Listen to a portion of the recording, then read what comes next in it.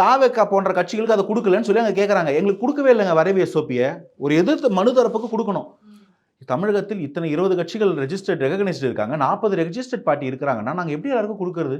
ஒரு 60 print out எடுக்க முடியல, இல்லைனா ஒரு அஃபீஷியலாக தமிழ்நாடு ஸ்டேட் கவர்மெண்ட்டோட எலெக்ஷன் கமிஷன் வெப்சைட்டில் போட முடியல, இல்லை தமிழக அரசோட வெப்சைட்டில் போட முடியல. அதை நம்ம எடுத்துக்க முடியாதனால நாங்கள் போட்டோங்க, அவங்க பார்த்துக்க சொல்லுங்கள், எடுத்துக்க சொல்லுங்கன்னா கதை வேறு. நாங்கள் எப்படி கொடுக்கறதுன்ற கேள்வியை கேட்குறீங்க அரசு தரப்பில். இல்லை நீங்கள் இந்த கட்சிகளுக்கெல்லாம் நீங்கள் ஒரு காப்பி கொடுத்து தான் ஆகணும்னு நீதிமன்றம் ஆணை போட வேண்டிய நிலைமையில் இருக்குது. எப்படிங்க இது? எப்படிங்க ஒரு புரிதல் இல்லாமல் நீங்கள் ஒன்று பண்ணுறீங்க? நீதிமன்றம் தெளிவாக டைம் கொடுக்குறாங்க, நீங்கள் பண்ணலன்னு சொல்லி மேலே டைம் கொடுக்குறாங்க. இன்றைக்கும் நீங்கள் அதை ப்ராப்பராக அவங்ககிட்ட கன்வே பண்ணல. இவ்வளோ லூப் ஹோல்ஸ். நான் வந்து ஒரு அரசியலில் ஒரு தூசி, ஏன் கண்ணுக்கு இதில் இவ்வளோ கேப்ஸ் தெரியுது. அப்போ அந்த அட்வொகேட்டுக்கு எப்படி இருக்கும், அந்த அரசியல் கட்சி தலைவர்களுக்கு எப்படி இருக்கும்? அது திரும்ப திரும்ப நீங்கள் முறையீடு வந்து பேசிக்கிட்டே இருப்பீங்க. என்னைக்கு முடியும்?